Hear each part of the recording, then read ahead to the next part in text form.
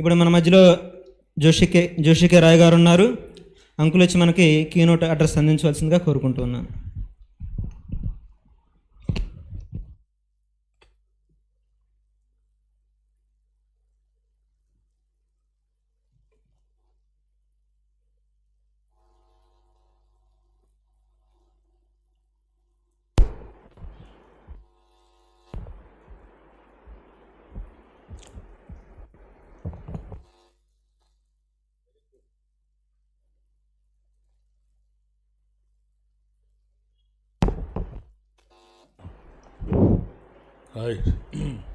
చాలా సంతోషం.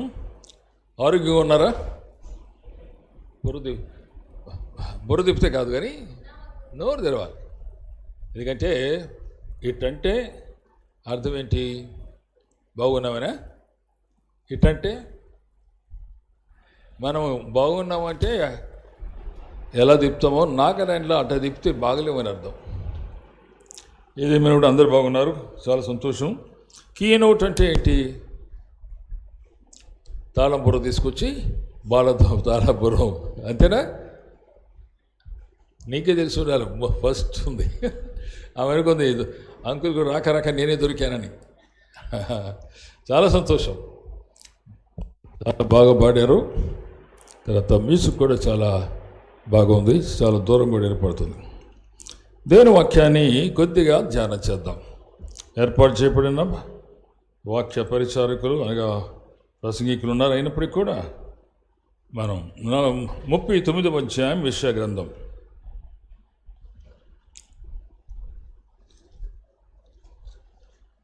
ఆఖరి వచనాలు దయచేసి కలిసి చదువుకుందామండి. యెషయా గ్రంథం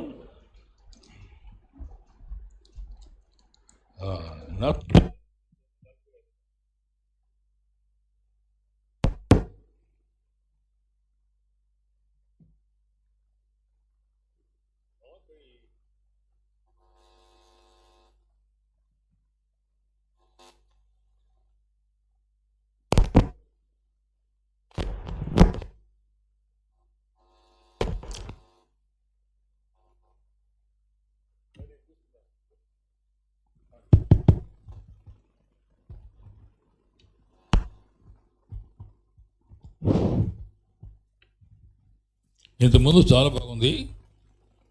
మన సోదరుడు వచ్చి అడ్జస్ట్ చేసేటప్పటికి బాగుంది, కాస్త బాగా లేకుండా పోయింది, అంతేనా? చాలా సంతోషం. 40వ అధ్యాయం 31వ వచనం అందరం కలిసి చదువుకుందాం. యెషయా గ్రంథం 40వ అధ్యాయం 31వ వచనం. 30 నుండి చదువుదాం. 30 నుండి క్షమించండి. బాలురు, అందరం కలిసి చూద్దాం. బాలురు సొమ్మసిల్లుదురు, అలయుదురు, యవనస్తులు తప్పక తొట్టిలీదురు.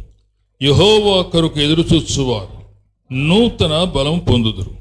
వారు పక్షిరాజుల వలె రెక్కలు చాపి పైకి ఎగురుదురు. అలయక పరిగెత్తుదురు, సొమ్మసిల్లక నడిచి వెళుదురు. అనగా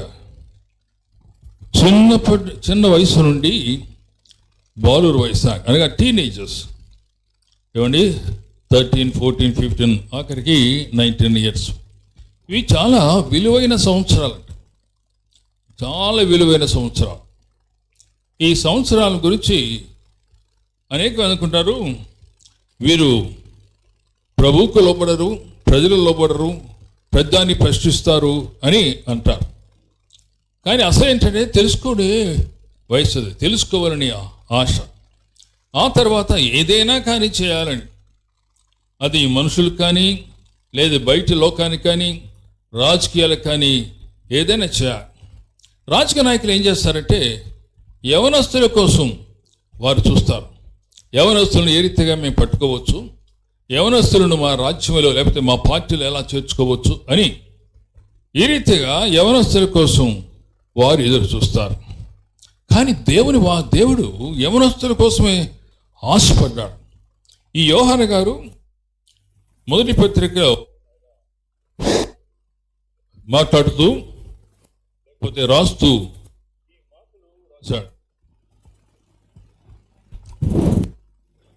దయచేసి యోహాను మొదటి పత్రిక 2వ అధ్యాయం ఆయన ఈ 13వ వచనంలో, తండ్రులారా మీరు ఆది నుండి ఉన్నవారిని ఎరిగి ఉన్నారు గనక మీకు రాయిస్తున్నాను.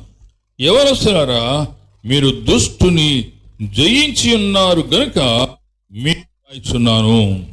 మళ్ళా 14వ వచనంలో కూడా, యవనస్తులారా మీరు బలవంతులు, దేవుని వాక్యము యందు నిలుచుచున్నది, మీరు దుష్టుని జయించి ఉన్నారు, మీరు దుష్టుని జయించి ఉన్నారు, మీకు వ్రాయిచున్నాను. యవనస్తులు చాలా విలువైన వారు దేవునికి. They are so precious to God. దేవునికి ప్రశస్తమైన వారు.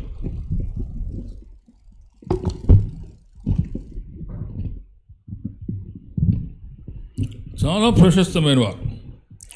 అందుచేత యవనస్తులు బలవంతులు, చాలా బలం కలిగి ఉంటారు.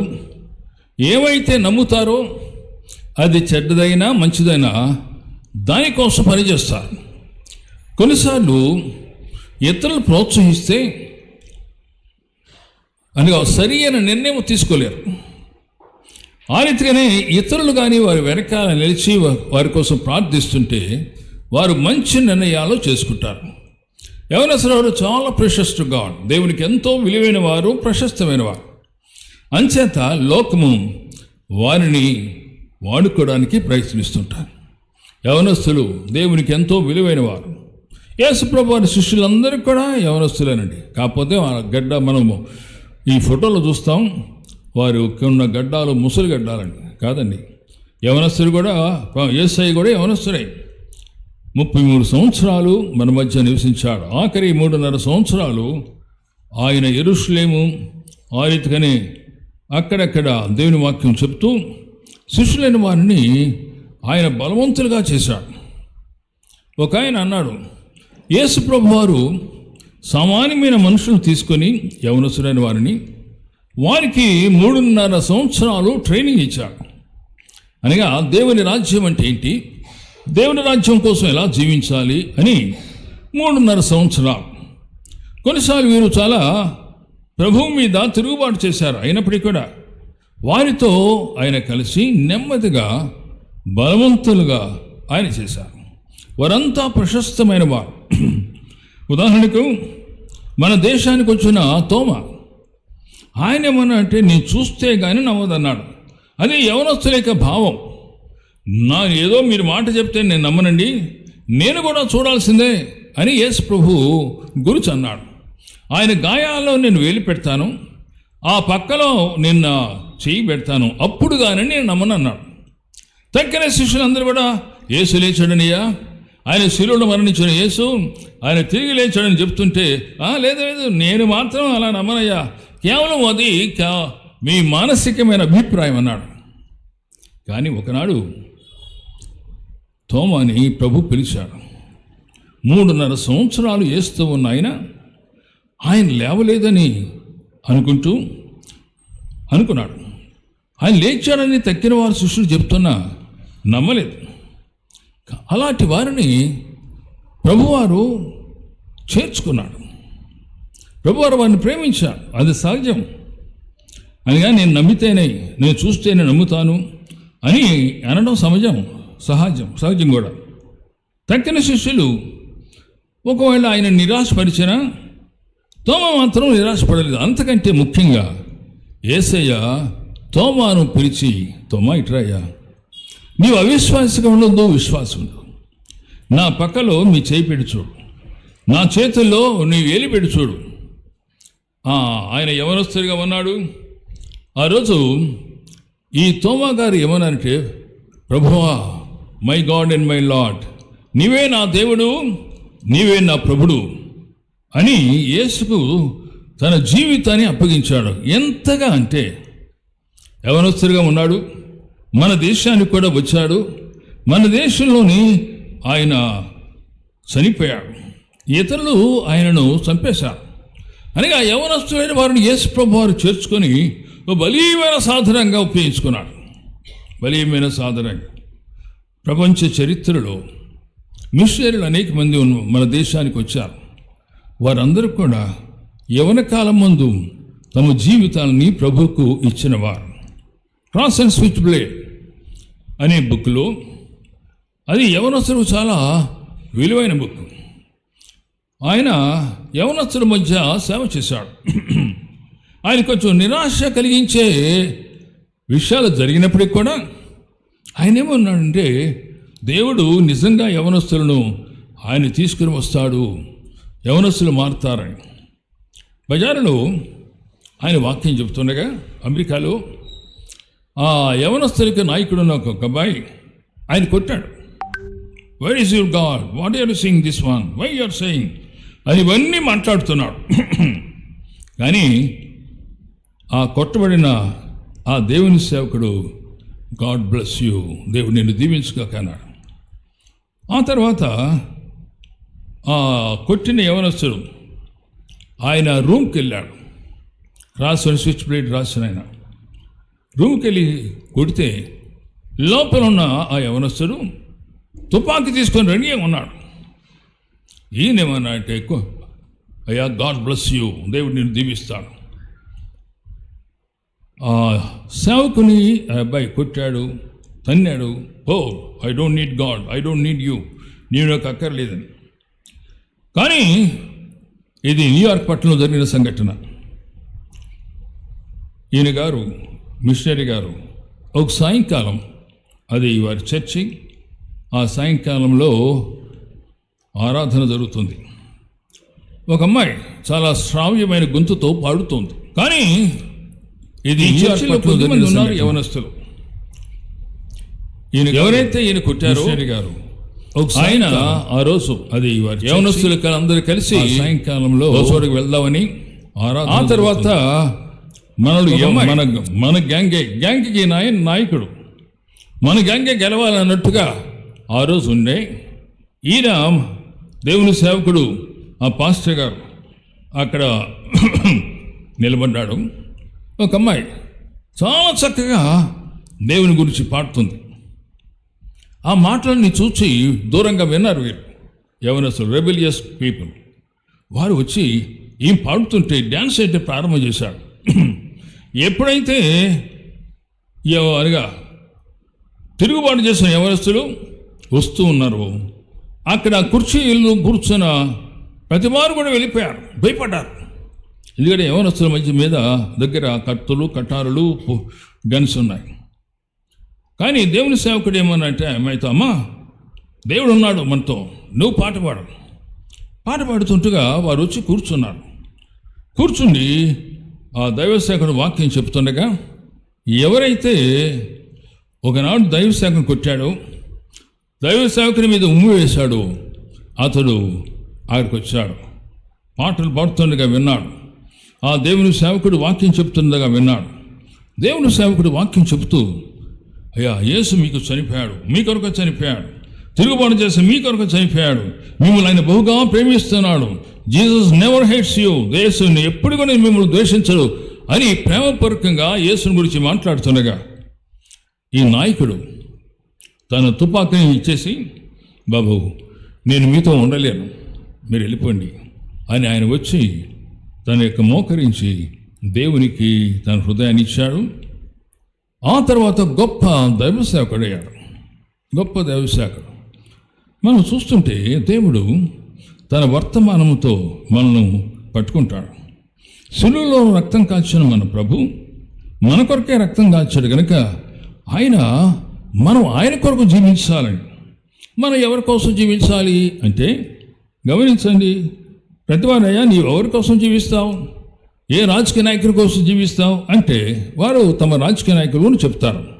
కానీ ప్రభువారు అడిగేది ఏమంటే మీరు ఎవరి కోసం జీవిస్తారంటే మనం చెప్పాల్సినవిడే మన కోసం రక్తం కార్చి తిరిగి లేచిన యేసు కొరకే మనం జీవించాలి అని తీర్మానం చేసుకోవాలి. చాలామంది మీరు యవనస్తులయ్యా నిన్ను తప్పకుండా తొట్టిల్లుతారు అని నిరుత్సాహపరుస్తారు. కానీ అంతమంది చదువుకున్న వాక్యంలో ఉందని యవనస్తులు తప్పక తొట్టిల్లుదురు. తర్వాత యెహోవా కొరకు ఎదురు చూచువారు నూతన బలం పొందుదురు. వారు పక్షిరాజుల వలె రెక్కలు చాపి పైకి ఎగురుతారు. నేను ప్రభువును అంగీకరించిన ఆ దినాల్లో నా స్నేహితుడు ఒక ఆయన ఉండేవాడు. ఆయన పేరు కుటుంబరావు. ఆ దినాలలో ఈ వీక్లీ మ్యాగజైన్స్కి ఆ దినాలు ఆంధ్రప్రభ ఉండేది. ఆయన ఆర్టికల్స్ రాసేవాడు. నేను వెళ్ళి ఆయనతో చెప్పాను, కుటుంబరావు, ఆయన నాకంటే 2 సంవత్సరాలు పెద్దవాడు. కుటుంబరావు, నేను ప్రభుకు నా జీవితం ఇచ్చానయ్యా, ఇక మీతో ఉండలేను, పిచ్చి పిచ్చి పనులు నేను చేయలేను అంటే కుటుంబరావు అన్నాడు, ఒరే ఆ మాటలన్నీ నేను చెప్పదరా, 2 సంవత్సరాలు అయితే నువ్వే పరిగెత్తుకుని మా దగ్గరకు వస్తావన్నాడు. నీ సిగరెట్ మానేశాను అన్నా. మీ చేత తాగిస్తాంలే అన్నాడు. తర్వాత ఆయన వేరొక ఉద్యోగానికి వెళ్ళిపోయాడు. ఆ తర్వాత ఒకసారి తెలంగాణలో ఊరు మర్చిపోయానండి, రాము గారు పనిచేసిన ఊరు అడిగారు,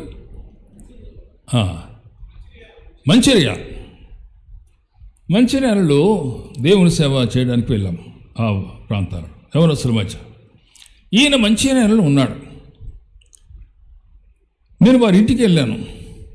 ఒరే, ఆ రోజు చెప్పాను కదా నువ్వు పడిపోతావని, ఈరోజు నాకు చాలా సిగ్గేస్తుందిరా. నువ్వు పడిపోవటమే కాదు, ఇక్కడ వాక్యం చెప్పడానికి కూడా వస్తున్నావని విన్నాను. మా రాయిబాబు ఏంటి ఇక్కడ వాక్యం చెప్పడానికి. ఆ రోజు అంటున్నాడు, ఒకరోజు నేను తృణీకరించాను, నువ్వు తప్పకుండా పడిపోతావు అన్నాను, కానీ దేవుడు ఇప్పటి వరకు నువ్వు నిలిపాడు. అంత మాత్రమే కాదు, అక్కడ సిఎస్ఎస్ చర్చిలో వాక్యం చెప్పే కృప నాకు దయచేశాడు. నీవు మామూలు క్రైస్తవుడిగా మాత్రమే కాదు, యవన కాలంలో ప్రభు కోసం నిలబడ్డావు. మేమందరం కూడా మిమ్మల్ని చూసి చాలా అపహాస్యం చేశాం, కానీ ఈరోజు మాత్రం చాలా సిగ్గుపడుతున్నాం. యవనస్తులు తప్పుగా తొట్టిడుదురు, ఆ తర్వాత అయితే యెహోవా కొరకు ఎదురు చూచువారు నూతన బలం.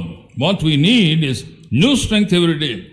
దేవుడు నూతన బలం ఇస్తాడండి, మనం ఏం తెచ్చుకో, దేవుడు నూతన బలాన్ని ఇస్తాడు. అందుచేత మనం నిరాశపడకూడదు, దేవుని వాక్యం దగ్గర రావాలి. ఆ రీతిగానే 2-3 కలిసి ప్రార్థన చేసుకోవాలి. మన దేవుడు నమ్మదగిన దేవుడు. ఆయన ఎవరు పడిపోవుట ఆయనకి ఏమాత్రం ఇష్టం లేదు. ఎందుకంటే ఆయన మనను తన రక్తం ఇచ్చి కొన్నాడు కదండి. కొన్నిసార్లు మన వస్తువులు పోతూ ఉంటాయి, పోయినప్పుడు దేవుళ్ళు అంటాం, పోతే పని అదంతా 10 రూపాయలు కదా అంటాం. అదే కానీ 20 రూపాయలు వస్తువు పోతే ఏం చేస్తామని దానికోసం ప్రయాసపడతాం. కానీ అంతకంటే మన కొరకు విలువైన తన రక్తాన్ని యేసు ఇచ్చాడు. యేసు ప్రభువారు మన కోసం రక్తం కార్చి ఆయన మనను తన కొరకు సొంత కుమారులుగా కుమార్తెలుగా తీర్చాడు కనుక మనం ప్రభువును బట్టి ధైర్యం తెచ్చుకోవాలి. స్నేహితులు అంటారు, నిరాశపరుస్తారు. ఆ రోజు తీర్మానం చేసుకున్నావాలి, యేసు ప్రభు నమ్మేమన్నా చూద్దాం, 4 రోజులు ఎంత నువ్వే లవ్ లెటర్ రాస్తావే అని అనొచ్చు. ఆ రీతిగా ఒక సోదరుడు ప్రభువును నమ్ముకున్నాడు. ఆ దినాల్లో ఇలాంటి ఫోన్స్ ఏమి లేవు. ఆ అమ్మాయికి రాశాడు, అమ్మాయి నేను ప్రభువును నమ్ముకున్నాను, ఇక నీకు ప్రేమ ఉత్తరాలు రాయను, నేను ప్రభు కోసం జీవిస్తాను. ఆమె తిరిగి ఉత్తరం రాసింది, నువ్వు ప్రభు కోసం జీవిస్తావో ఎవరి కోసం జీవిస్తావో అది వేరే మాట, కానీ 4 రోజులు అయిన తర్వాత నీవే ఉత్తరం రాస్తావని. 4 రోజులు అయింది, 3 నెలలు, 3 సంవత్సరాలు ఈ ఉత్తరం ఏమీ లేదు. ఎందుకంటే అబ్బాయి ప్రభు కోసం నిలబడ్డాడు. తృణీకరించేవారు, నిరాశపరిచేవారు చాలామంది ఉంటారు, కానీ యేసు మనల్ని నిలుపుతాడు. అందుచేత యోహాను గారు యవనస్తుల గురించి మాట్లాడుతూ, యవనస్తులారా మీరు దుష్టుని జయించున్నారు, అనగా సైతాన్ని మీరు జయించారు. యవనస్తులారా మీరు బలవంతులు అనే మాటలు చూశారండి. యవనస్తులారా మీరు బలవంతులు, దేవుని వాక్యము మీ యందు నిలుచుచున్నది అని. Read the word of God. దేవుని వాక్యాన్ని చదవాలి, దేవుని వాక్యాన్ని ధ్యానం చేయాలి.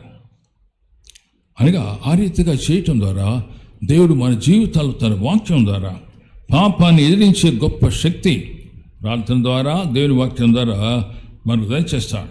We must read the word of God. దేవుని యొక్క వాక్యాన్ని ధ్యానం చేయాలి. మొట్టమొదటిగా అదనాలు ఏ రీతిగా దేవుని వాక్యం చదవాలో తెలిసేది కాదు. కానీ యవనస్తులకి కాళేశ్వరుని సహకరించడానికి ఉపకరించడానికి స్క్రిప్చర్స్ అని దాన్ని మర్చిపోయాను నేను. స్క్రిప్చర్సే వేరే పదం కూడా. ఆ స్క్రిప్చర్ అంటే క్వైట్ టైం కోసం ఉపయోగించేది స్క్రిప్చర్. ఆ బుక్ ఉండేది యవనస్తులకి. ఏముందండి? డైలీ బ్లడ్ లాంటిది. సరే అమ్మా, సర్చ్ స్క్రిప్చర్, లేఖనాలు పరిశోధించండి అని ఆ పుస్తకాలు ఉన్నాయి. దానిలో ఏముండదంటే ఒక అధ్యాయం ఇస్తే ఆ అధ్యాయంలో ఏ రీతిగా ధ్యానం చేయాలి ఉండదు. ఆ రీతిగా యవనస్తులు దేవుని వాక్యాన్ని ధ్యానం చేయాలి. అంటే మెథడాలజీ వేరువేరుగా ఉండొచ్చు, కానీ ఒకటి ఏంటంటే దేవుని వాక్యాన్ని ధ్యానం చేయాలి. పలహారం తిన్నట్టుగా కొంతమంది తింటారండి. అలా కాదు. పలహారం ఎలా తింటాడు? ఇవన్నీ పలహారం ఉదయం కొమ్మూరు ఊరికి వెళ్ళాను, పలహారం పెట్టారు, పెడితే నా పక్కన ఆయన అని వేసేసుకున్నాడు. అది పలహారం తింటాం. చేపలు ఎలా తింటాం తెలుసా? ఒకసారి చేపను వేసేసుకుంటామా? నోట్లో వేసుకోం, మెల్లమెల్లగా తింటాం. ఆ రీతిగానే చిన్నపిల్లలైన వారికి మాంసం పెట్టామనుకుందాం. మాంసం పెట్టుకుంటే వారి మాంసం తింటారు. మాంసంతో పాటు ఒక గట్టిది ఏమంటారు, మూలుగ ఉంటుంది. ఈ మూలిక ఎవరికైనా ఇస్తారా? ఎవరండి? అన్నం మంచి మెత్తగా తినే ఆ మాంసం తినిన తర్వాత ఇది తీసుకొని వీలైతే శుచితో కూడా కొట్టి ఏం చేస్తారండి అని చూస్తారు కదండి. చాలా బాగుంటుంది. దేవుని వాక్యం అంతే. దేవుని వాక్యాన్ని ధ్యానం చేస్తుండగా మూలుగులు ఏమో తెలుసా? బ్లడ్ కార్పసల్స్ అనగా మనకు అవసరమైన రక్త ఆ కణాలు ఉత్పత్తి అక్కడే జరుగుతాయి. డాక్టర్స్ ఏం చేస్తారంటే ఇక్కడ వారు లోపల దింపి వారు ఆ మూలుగు తీసి పరిశోధిస్తారు. మూలుగు అంత పరిశుద్ధమైనది, అది బలమైనది. అందుకని యోహాను గారు అన్నాడు, యవనస్తులారా మీరు బలవంతులు, ఎందుకంటే దేవుని వాక్యం యందు నిలుస్తున్నది. అన్నిటికంటే గొప్పది దేవుని యొక్క వాక్యం. దేవుడు తన వాక్యం ద్వారా మనతో మాట్లాడతాడు. తన వాక్యమును బట్టి మనను బలపరుస్తాడు. అందుచేత ఇదనాలండి, ఈ సెల్లో ఫోన్లో దేవుని వాక్యం కూడా ఉంది. అలాంటి కదండి, ఇలాంటి హార్డ్ కాపీ తెచ్చుకోవాలి. దేవుడు తన వాక్యం ద్వారా మనం మాట్లాడగా మన హృదయాన్ని ప్రభువుకి ఇవ్వాలి. అంత మాత్రం కాదని దేవుడు తన వాక్యం ద్వారా మనల్ని పెంచుతారు. ప్రభా మీరు మమ్మల్ని పెంచండి అని అడగాలి. ఆయనతో సహవాసం కలిగి ఉండాలి. ప్రభు విశ్వాసులైన వారిని ఎవరిని విడిచిపెట్టాడు. వారు ఎంతో ప్రశస్తమైన వారు. నీవు కూడా ప్రశస్తమైన దానివి, ప్రశస్తమైన వాడు. ఎవరు ప్రజలు ఏమనుకున్నా కానీ నీ కొరకే యేసు తన రక్తాన్ని కార్చాడు. నీవు పడిపోవటం ఆయనకి ఇష్టం లేదు, కానీ దేవుని బిడ్డలతో కలిసి సహవాసం కలుసుకుని ఉండాలి. దేవుని బిడ్డలతో కలిసి ప్రార్థన చేయాలి. వ్యక్తిగతంగా దేవుని వాక్యాన్ని ధ్యానం చేయాలి. చిన్న ప్రార్థన చేస్తానండి. దయచేసి కళ్ళు మూసుకునండి. చిన్న ప్రార్థన. ప్రియమైన మా తండ్రి, యవనస్తులైన వారు బలవంతులు అయ్యా, వారి కొరకునైనా మీ వాక్యాన్ని దాచి ఉంచారు. మీ వాక్యం ద్వారా బలపరచబడడానికి సహాయం చేసుకోమని చేస్తూ నేను ముందు ఎవరెవరైతే మీ కొరకు నైనా ప్రత్యక్షంగా దేవుని వాక్యాన్ని అందించబోతున్నారో వారందరినీ కూడా దీవించండి. అయ్యా, బైబిల్ స్టడీస్ని దీవించండి నాయన. చిన్నగా గుంపులుగా కూర్చొని ప్రార్థన చేసి నైనా దేవుని వాక్యం ధ్యానించే కృప బిడ్డైన వారికి మీరు దయచేసుకోమని చేస్తూ ఈ రీతిగా కొద్దిమందిని చేర్చినందుకు నైనా మీ నామాన్ని గొప్పగా చేస్తూ యేసు నామం పేరిట ప్రార్థిస్తున్నాం తండ్రి. ఆమేన్. ఓకే.